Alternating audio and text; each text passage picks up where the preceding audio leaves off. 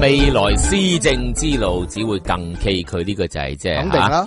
經濟啊，已經係建制派報紙即係提醒你政府唔該你啦。而家香港人都唔信你啦，係啊，你唔好再擘大眼講大話啦。今日大公報3篇文匯係嘛，3篇三版話告急，係即係咧呢個咧就係好諷刺嘅。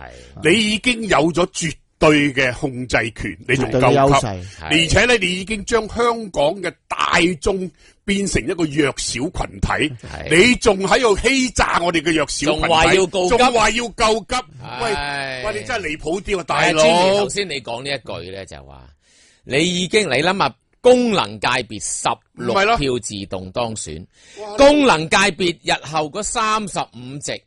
係用少嘅選民基礎，竟然能夠喺分組點票，令到我哋大部分選出嚟嘅地區直選嘅議員咧，被比下去，我哋議會已經係扭曲咗啦。你仲要告急？係啊，即係想點啊？你已經將我哋嘅大眾香港嘅大眾嘅市民變成一個弱小群體。其實過去呢10幾年，你仲要欺負我哋，冇錯，你真係冇良心啊！即係回歸之後咧，呢個議會已經因為分組點票已經係扭曲到唔扭曲。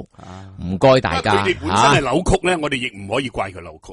佢哋本身嘅人格已經扭曲，扭咗幾廿年啦，佢哋思想已經扭曲。喂，我哋幾個中坑都係啊，即係留翻啲氣，聽日投票先。而家聽下聽眾電話，陳小姐你好，你好。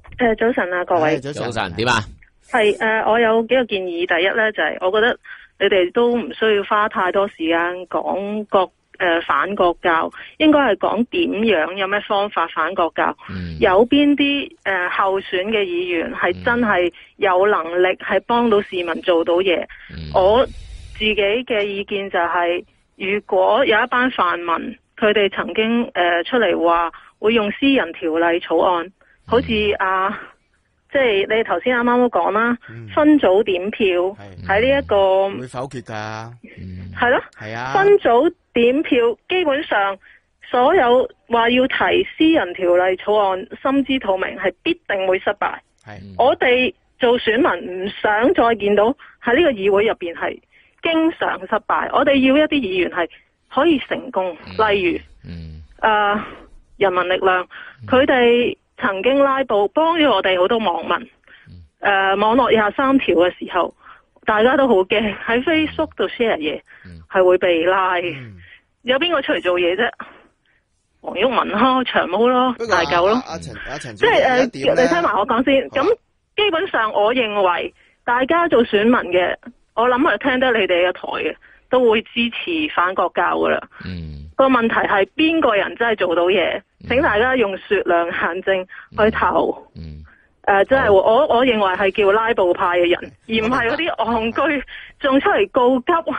喂，大佬，而家你做乞衣咩？小姐有點好重要，有一點好重要咧。即係我想問阿黎老闆，你贊唔贊成拉布？我贊成拉布噶，我贊成拉布噶。係啦，所以係咪應該選民係咪用選票懲罰民主黨啊？佢唔贊成拉布啊？我覺得咧，呢個啱先咁樣講係唔公道嘅。當時咧唔係係啊，你最公道咯，《蘋果日報》好公道噶，我日日都睇嘅。係咯，咁啊越嚟越唔公道咯，係越嚟越唔公道咯。我本來我係好尊重你嘅黎老闆，但係你頭先都講啦，喂，你頭先鬧呢個建制派，喂，你大多數啦，你仲告咩急？喂，咁你民主黨咁大嘅黨，告咩急啫？民主黨，你細黨都未告急。民主黨20幾年嚟咧，都係一定為民主去努力去爭取嘅。呢個我哋係唔可以否認嘅。就算民主黨上一次佢喺個拉布嗰度，佢哋係冇支持，可能係錯都唔定。但係你要明白到當時佢哋同人民力量，就算公民黨同人民力量互相間嘅情緒嗰度咧，係使到佢哋當時冇辦法好敏感去對呢個反應咧。呢個係人之常情嘅。即係唔好拿住一樣嘢咧，我覺得就打死民主黨。我覺得呢個係唔啱。而家唔好再提呢啲嘢。而家最緊要我哋齊心合力。而家真係要提啊！聽日投投票啊！好啦，多謝晒。OK， 多謝，拜拜，陳小姐。跟住到周小姐，周小姐你好，你好，我係一位教師嚟嘅，咁我都同大致上都同意頭先即係之前陳小姐嗰個論述就係咁樣樣。我首先想講我個論點之前咧，我想講就係話，我前兩日聽到阿黎生佢話唔好搞啲細路係咪啊？咁同埋就係話即係要公道呢個社會核心價值。咁我聽到真係打冷震。我想話俾阿黎生聽，我聽到你講呢一番說話，比起我見到林鄭月娥，我覺得更加假咯。即係頭先吳志森講話抹黑，即係抹黑啲學生啊，即係阿陳惜之有呢個目的啊咁樣樣。其實講抹黑嘅，你係抹黑嘅，即係始祖。亦都係你一份報紙對個學生嘅傷害咁多年以嚟呢係最大嘅，但係你而家喺度假惺惺，即係我覺得真係啼笑皆非咯。OK，咁另外你可以有呢個自由可以批評嘅。係冇錯，你聽我講啦，好嘛？你哋都有咁多時間論述啦。第二就係話，其實民主黨可以即係有今日嘅下場，其實你都係要負上一個好大嘅責任。你就好似呢啲家嘅怪獸家長咁樣樣，你嘅學生佢嘅小朋友即係好似你民主黨咁樣樣，做咗咁多錯事，咁懶，你都包庇佢，一路喺你個報紙嗰度，淨係提佢嘅好事，唔講佢嘅錯，偏頗得不能再偏頗。到今日，你仲為佢出嚟話我保證佢點，從來佢做錯事都唔需要負上責任。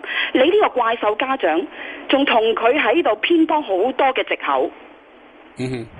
呢個就係民主黨今日墮落嘅原因。你係需要負上好大嘅責任。多謝你。我想你同民主黨都可以攞一點勇氣出嚟，承擔今次嘅責任，然之後過咗呢一次選舉啦，大家再重新上路。OK， 好。多謝啊，周小姐，跟住到朱先生。朱生，喂，你好，係你好啊，黎生啊，鄭家富啊，金哥好，係。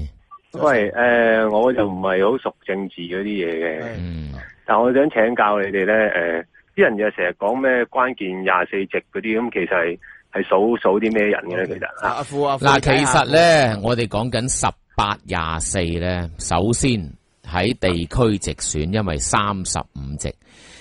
通常呢啲分組點票呢，就要在席嘅議員嘅過半數，兩邊功能界別加地區直選都要過半數，先至能夠過到啲議員嘅議案啊。例如議事規則，如果要改啦，議事規則委員會嘅主席佢就會代表議事規則以議員嘅身份去修訂，例如日後唔可以有拉布啦。咁呢，地區直選嗰35票裏邊呢，如果泛民能夠攞到過半數，如果攞唔到，你講攞唔到攞唔到咧，就個功能就一定過啦。地區直選又攞唔到，原來人哋過半數，咁議事規則咪俾人過到咯。所以拉布噶啦，拉布咧就冇得再拉啦。咁如果你而家好似人民力量嗰啲社民連嗰啲都唔係泛民噶嘛，如果冇咗佢哋咪唔夠人。嗱咁講啊，朱生，嗱我咧。就民主黨退黨出嚟嘅。如果你講話鬧民主黨咧，我相信我喺呢個節目咧，有啲人話我鬧得唔夠勁，有啲又話我你使唔使鬧到民主黨咁勁啊？嗱，朱生，不如我解俾你聽，我解俾你聽啦。我講埋先，阿森哥講埋先，我真係要講。我今天朱生啊，塞住個腦啊，朱生，我今天都仍然，你唔好唔俾我講嘢先啦。我知我會，我只係補充一句啫，我唔覺得。人民力量唔係泛民，呢個係我嘅睇法。大家都係，但係你隔籬嗰位就話直頭人哋係就係呢個共產黨外圍組織添啊！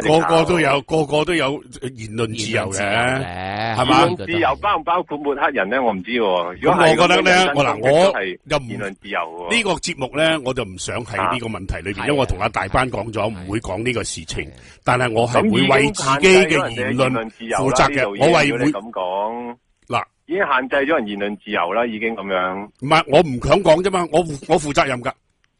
喂，但係你又話支持拉布喎？係，我支持拉布噶。你支持拉布，咁人哋人民力量發起噶嘛拉布，咁你又唔等於話佢拉咗布之後，我所有嘢都要支持佢噶。咁你係咪支持共產黨啊？你係咪支持共產黨？我點會支持共產黨咧？吓！